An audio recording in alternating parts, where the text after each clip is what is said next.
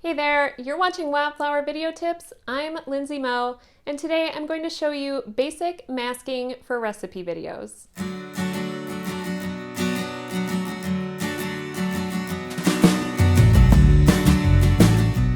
You may be familiar with masking from working in Photoshop. Masking involves hiding or revealing part of the image you're seeing on the screen and allows you to target effects or put clips together in a more creative way. Masking can be used in a lot of different ways. For recipe videos, I find it most useful for hiding or revealing text, but you could also use it to create high-quality transitions or reveals, such as if you had an ingredients shot before and after being chopped. Masking is really quick and easy to learn. Let me show you how. Let's look at a couple ways that we can incorporate masking into the text in our videos. So I have a video here for creamy mushroom tempeh, and I'm adding butter to the pan. I'm going to go up to the graphics panel, and I'm just going to write the word butter. Let's make it a big, bold font so it's easy to see.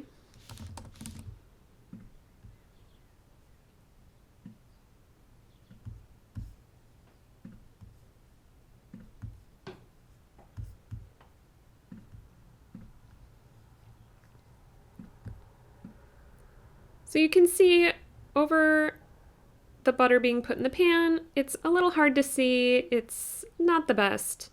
I want to reveal the word butter as we put the butter in the pan and cover it up as the butter melts over it.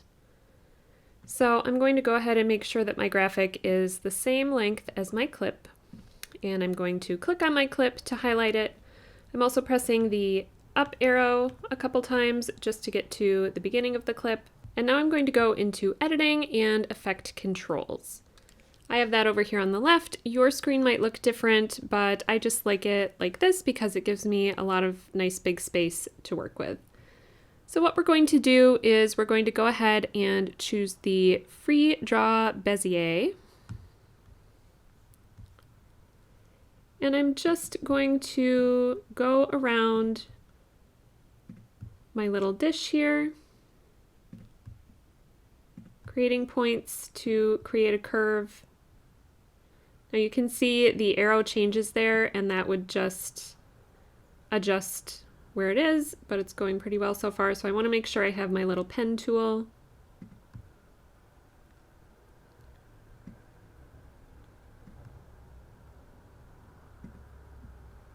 And since the word butter isn't up here, we don't need to be too exact. I'm just going to cut it across here.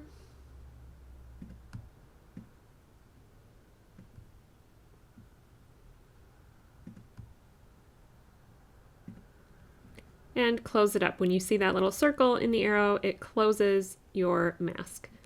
Now you can see we can only see the word butter over the dish, but we can't see it under the dish. We want it to show only under the dish, and so to do that, we'll go over here and just check this box under inverted, and now you can see that it shows there. But it doesn't move with our image. So now what I want to do is add a little animation to this. To do that, I'm going to click this little stopwatch next to Mask Path. You could adjust your feathering if what you are using as your mask is a little more ambiguous than a solid line. I think 10 is fine right here, but we're just going to go through every few frames to where it looks like it might be changing. Make sure you click on this mask and you can just adjust your points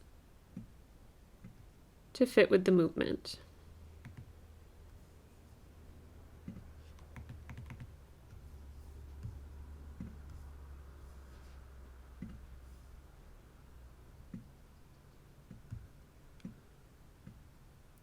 If it doesn't seem to be working for you, make sure that you are adding keyframes to create this animation. It's a little tedious, but you can see sometimes it's a bigger jump.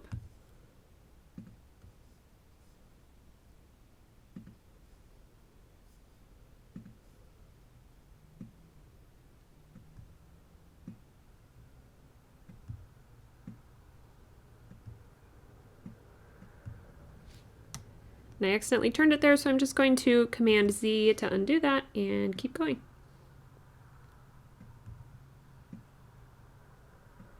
It really doesn't have to be perfect except for where you're using it. So these points over here don't matter so much. We're just concerned about revealing the word butter.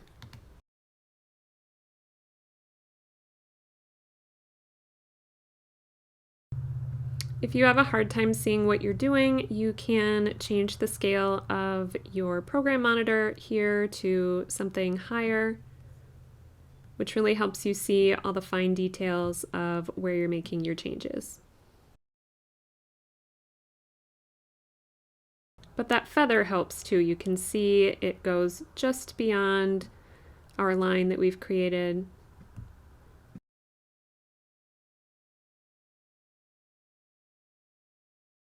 And for this one, I'm going to come back and cover it up a little bit again, just because the dish turns upside down.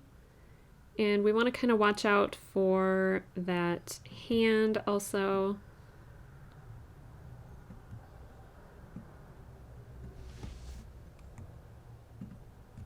If you want to add another point, just click Option and hold that down, and you can create another point.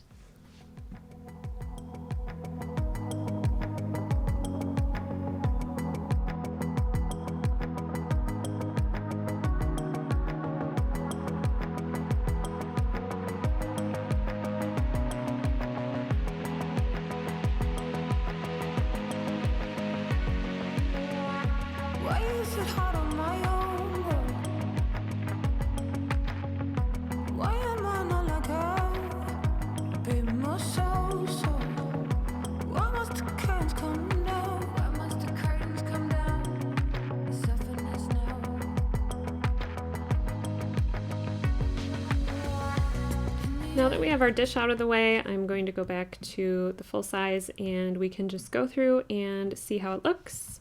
I'm going to make sure that I close this up and click off of it so that we can see it without those blue lines. And you can see that it took a while to do, but it creates a really nice effect that the word butter is just in the pan, it's waiting there. And if we want, we can go in to where the butter starts to melt over it, maybe right there. Again, make sure you highlight the graphic that you want to control. It's back in opacity, mask path. And again, I'm going to just zoom in on that and find the part where the butter starts to get into the word.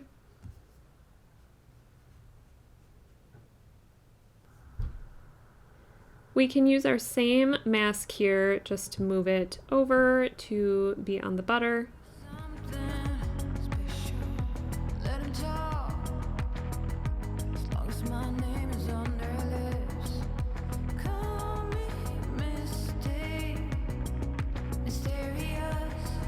And it really doesn't matter where all of this mask is as long as it's not covering up the graphic that we have highlighted down here in our timeline.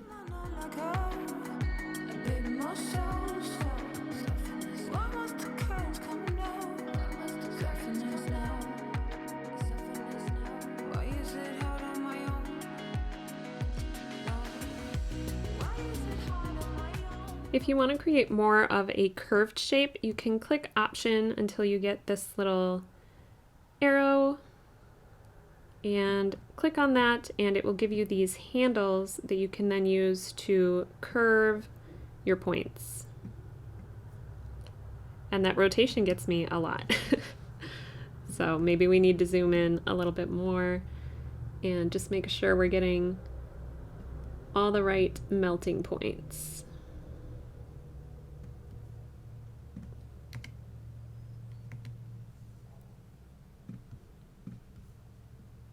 I have sped up the butter melting a little more than the rest of the video just because nobody wants to watch butter melt for a full minute.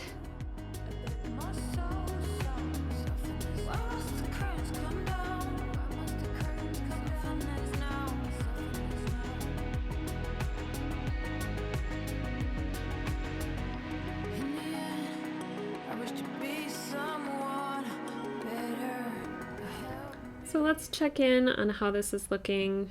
We can go back to the beginning.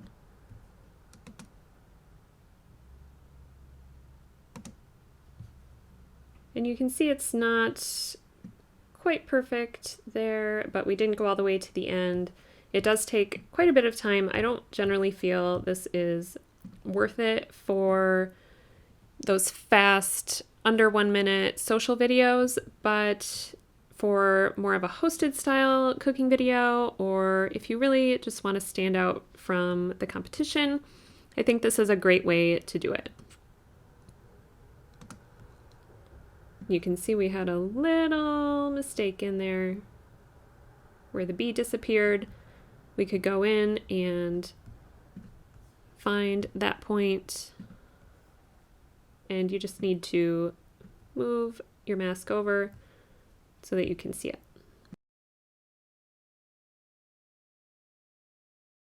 We could also use this to cover text like the intro if we want. Here I have the title of the recipe on the screen, and as I bring my plate in, I could create a mask.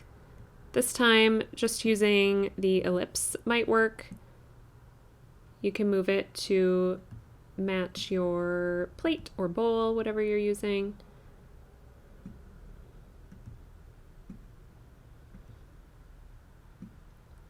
It's a little tricky with it being off the screen like this, but as it comes on, it should become easier. Again, we want to invert this so that we can see our text until it covers it up. Again, make sure that you are turning on animation by pressing this little stopwatch toggle and creating keyframes everywhere that you want it to move with you.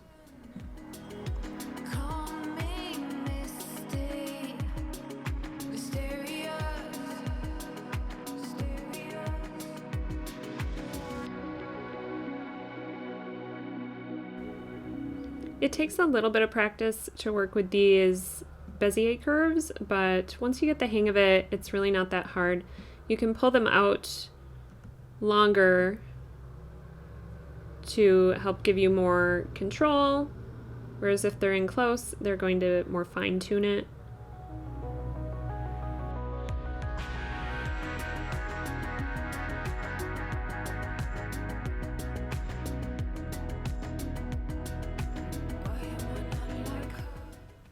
So let's check on how that looks.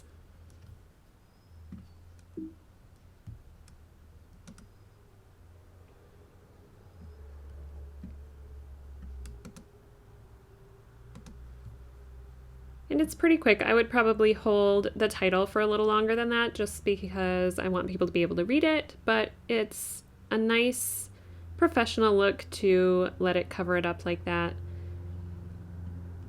If this napkin wasn't taking up so much space, we could also let it gently cover part of it so it seems like the text is only on the table. There are really a lot of different creative ways you can use this. Another way to use masking is in your color correcting, especially for hosted style cooking videos or anything with a talking head. I will often use this to make sure my skin color is appropriate. Our eyes definitely lie to us. I would recommend you go back and watch my videos about color correction and using lumetri scopes and curves. But to use masking for this, just click on the clip that you are working on, go down to lumetri color and create an ellipse mask. And then I'm just going to adjust it so that it's only grabbing some of my skin tone. Now, if you're wearing blush or you have other makeup on, you want to make sure you're picking the most neutral looking area.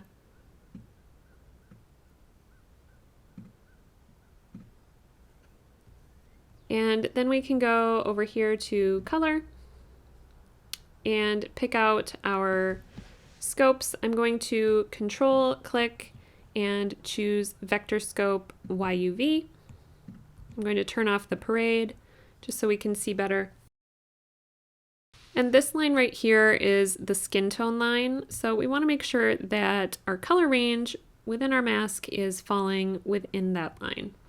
If it's not, we can come over here to some of our different options like curves and choose how we want to adjust it. You can see I've already adjusted this a little bit, but we could just click on here. It will create some points that we can then adjust, and you can see how that moves across the screen as it changes. Once you're done with that, just go back to your effects controls and you can delete that mask. I'm just clicking on it and pressing delete to get rid of it. It's just for our purposes. You don't need to keep it in your video. Another way we can use masking is if we have something in our frame that we want to blur out. For example, if you've ever seen someone on the news and they didn't give permission to show their face, they might blur out just their face and leave the rest so you can see it. This is useful in recipe videos. For example, if you are working with a brand like Swanson here on the left, but they don't approve of this can of Del Monte vegetables over on the side.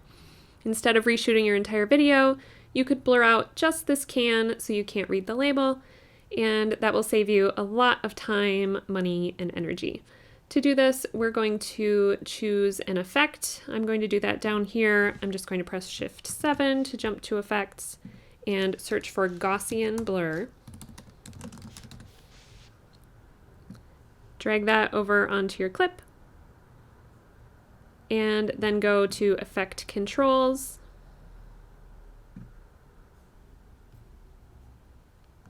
And down here under Gaussian blur, we're going to choose which mask we want to use. I'm going to use the polygon mask to kind of match the shape of the can.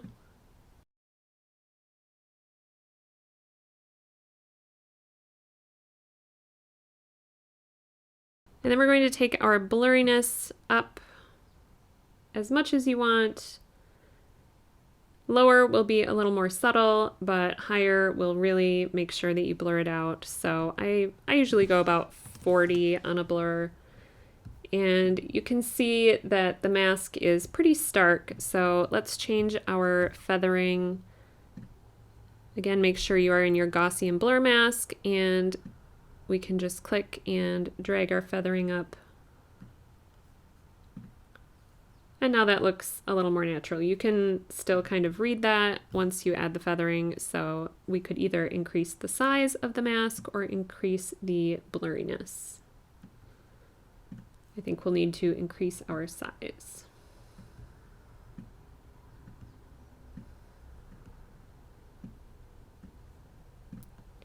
So now you can no longer read that can.